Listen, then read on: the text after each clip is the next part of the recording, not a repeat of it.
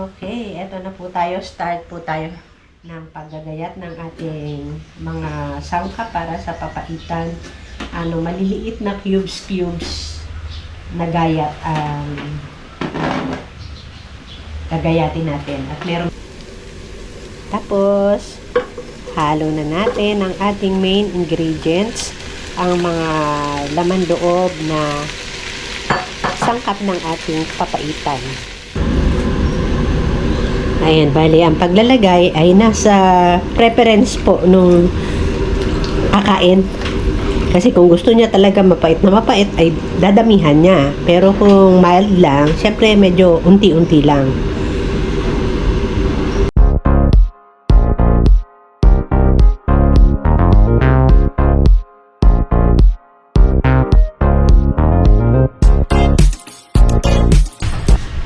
For today, bali magluluto po ako ng papaitan. Ayan. So ngayon, naipasa ko na o yung parang nalaga na ng konti yung mga sangkap, yung mga laman loob na kailangan natin sa pagluluto ng papaitan. Pero syempre, bago po ang lahat, thank you po muna ulit sa pag-follow nyo at sa pag-support nyo sa channel namin. At doon sa mga napapadaan, salamat po sa chance na nagbigay nyo para i-share namin yung mga contents ng videos namin at sana po ay nagugustuhan nyo. Please don't forget to like and subscribe pa rin po sa 6421 TV. Ayan. Okay, eto na po tayo. Start po tayo ng paggagayat ng ating mga sangkap para sa papaitan. Maliliit na cubes na gayat ang gagayatin natin. At merong bahagi na kailangan pang ulitan ng laga kasi masyado siyang matigas pa. So, may bahagi na ibubukod natin, ilalaga ulit.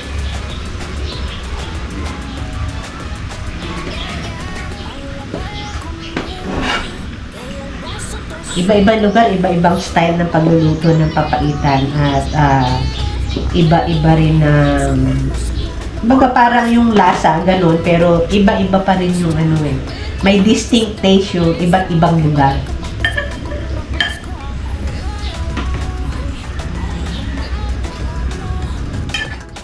Konti lang naman to.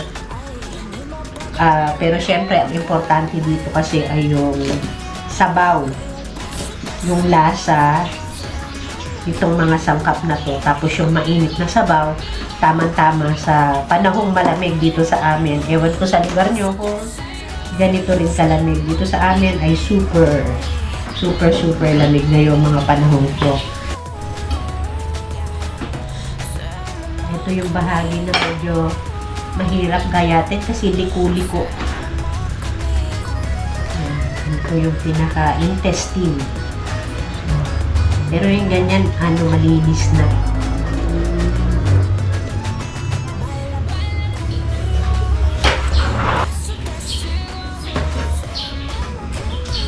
So, ninuluto to ng maraming luya, maraming paminta para napakasarap ng sabaw.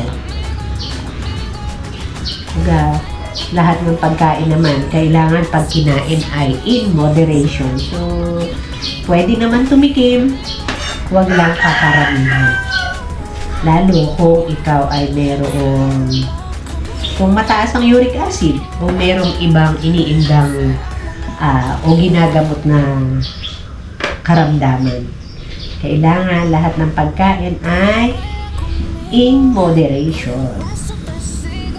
Yan, malapit na akong matapos. Ito masarap, itong bahaging ito. Ayan. Masarap siya kapag kinakain kasi siya, matigas-tigas. Meron kang nangangata. Kaya meron kang na-chu-chu sa English. Ayan. Hindi yung hindi yung sobrang lalambot.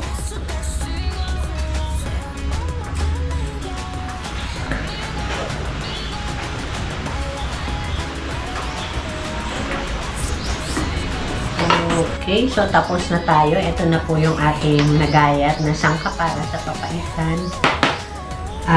Ngayon, ito naman, yung mga rekado naman. Mga spices, bawang, meron na nga pala ako.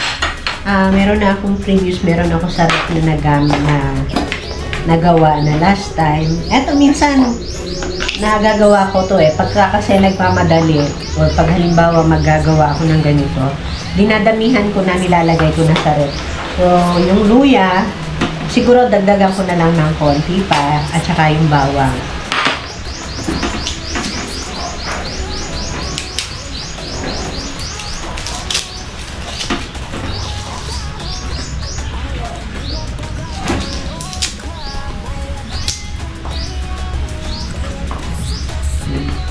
Salin ko na nga para malaman ko kung gaano karami pa ang kailangan kong gayatin.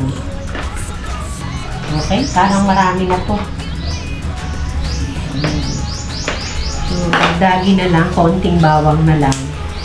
And then, sibuyas.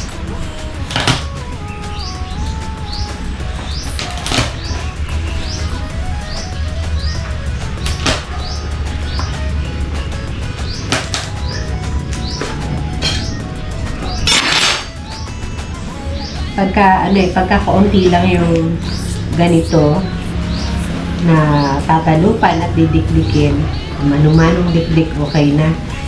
Nakakatamad kasi nakakatamad rin gumamit na additional na tools. Hugasin ang lamig. Okay, so okay na yan.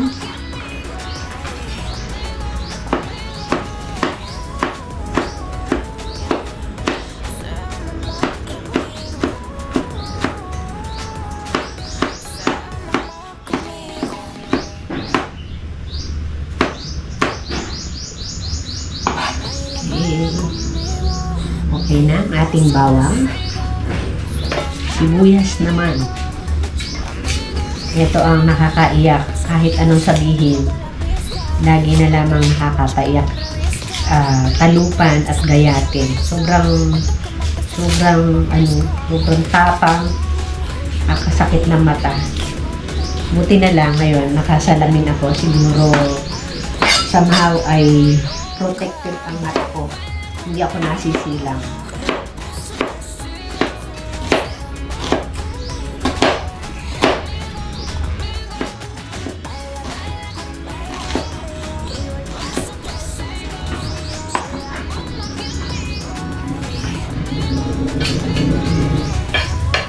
And may pumapasok din sa mata pero hindi masyado. Unlike doon sa wala kang protection sa mata, talagang pasok na pasok siya. Talagang luluha ka habang nagagayat ka ng sibuyas.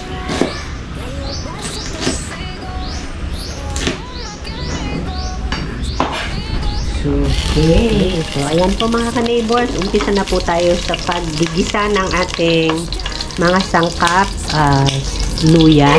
Bale, yung husband ko ang magluluto for the meantime. Parang, pang lalaki. Marunong din ako magluto.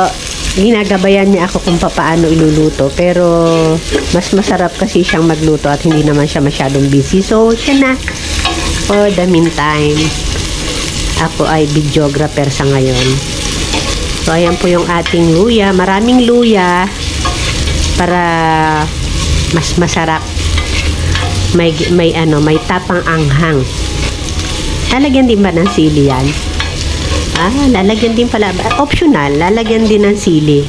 Kunti lang. Depende sa kakain. Pwede naman yung lagyan din pagka yung during na kinakain siya na nakaserve sa mga cups.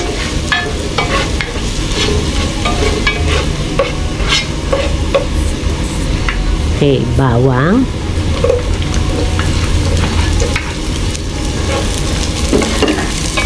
Sumusunod siya sa sequence ng pagluluto.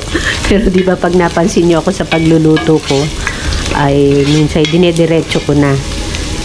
Pero siya, ayan, yung pinaka-ideal na sequence ng paggigisa ng mga sangkap, yun yung sinusunod niya.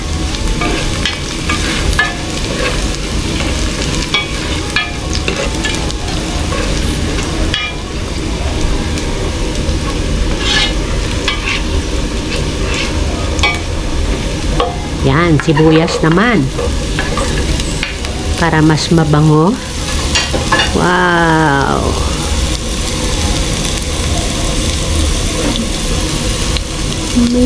May mga niluluto na talagang ano lang eh. Napakasimple ng mga ingredients pero napapalabas ng masarap. Kaya no, kung pwede ko lang i-share sa inyo yung naamoy kong aroma ng sangkap, ang sarap.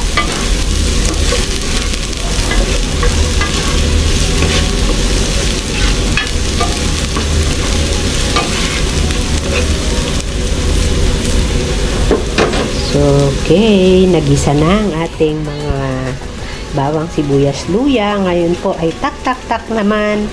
Ano po yan? Paminta. Hindi po yan seasoning. Paminta. Maraming paminta, maraming luya ay may distinct taste po talaga. Malaking factor sa lutuing ganito.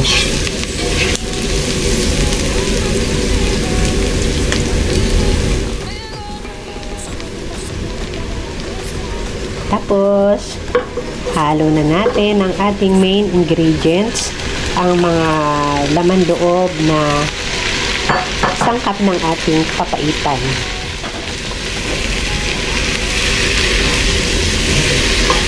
So, gigisahin muna uli siya ng gigisahin muna uli siya.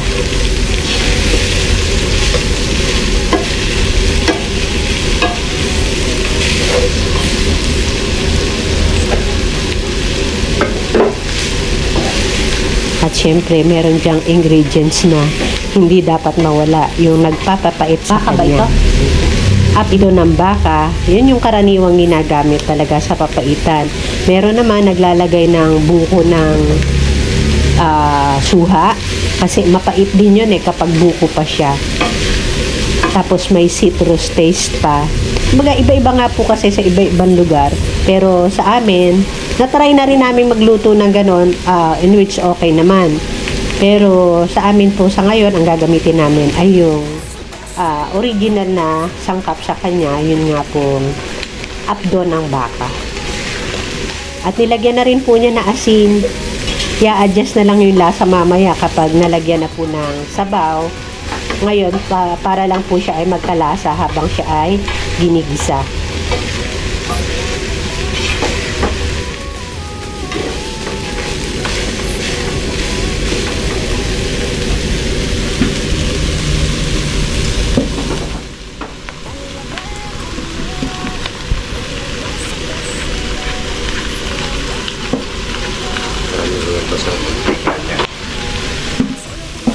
So, bali, ayan.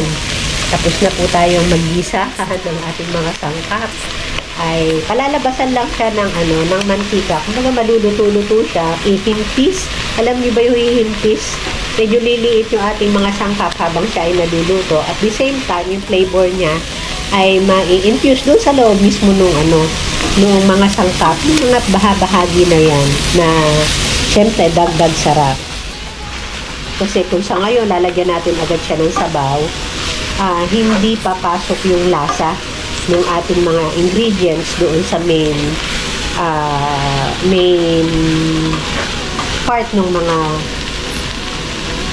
pangpapaitan natin.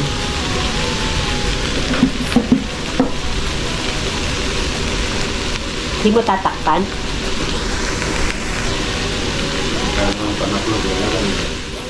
Yeah.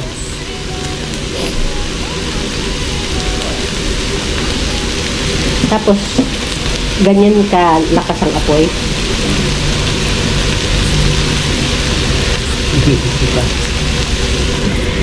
So, yan. Takpan po muna natin para siya ay mas mapadali yung pagkaluto niya. Okay, balik po tayo. So, okay. Ito na po kami mga ka-neighbors. Ayan. Nagluluto ang aking darling. Ayan, nagsasabaw na po kami ng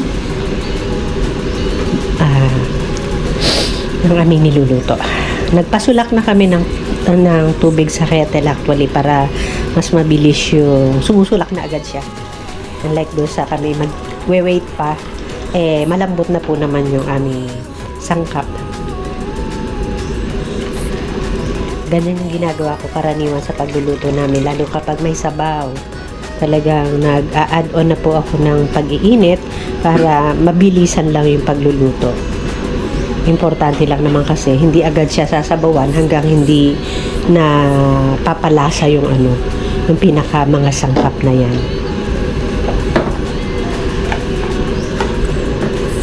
So dinagdagan po ng konting asin para sa swak na lasa.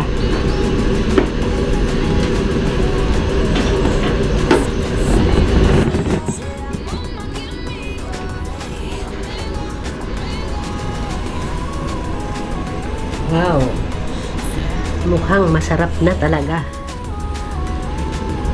Luto na yan. Konting sulak pa. Mahina apoy. Lalakasan ko na.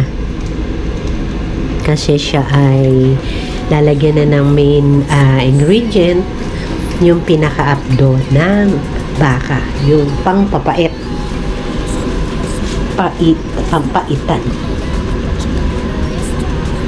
Ayan, bali, ang paglalagay ay nasa preference po nung kakain. Kasi kung gusto niya talaga mapait na mapait, ay dadamihan niya. Pero kung mild lang, syempre medyo unti-unti lang.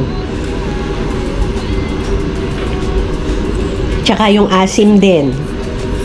Nilalagyan din ng nilalagyan din ng asim. Depende rin sa preference ng kakain.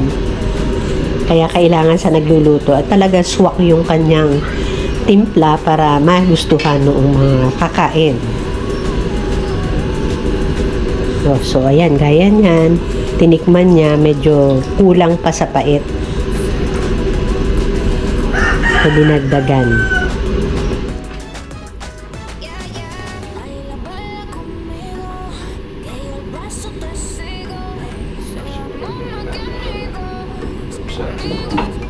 And another pasulak po pagkatapos mailagay yung ating abdo.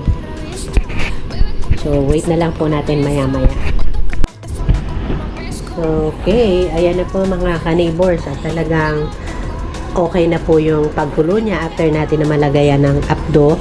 So, sabi ko nga, nasa preference po ng nagluluto kung gaano yung mga timpla na gusto niyang itimpla sa ating papaitan. And sa ngayon po, masarap na po yung lasa at swak na po, sabi ng husband ko. Okay. Okay, sige po mga ka-neighbors. Okay, sige po mga ka-neighbors. Yan na lang po for today. And salamat po sa inyong panonood sa amin ng husband ko sa pagluto ng papaitan. Okay, bye-bye po.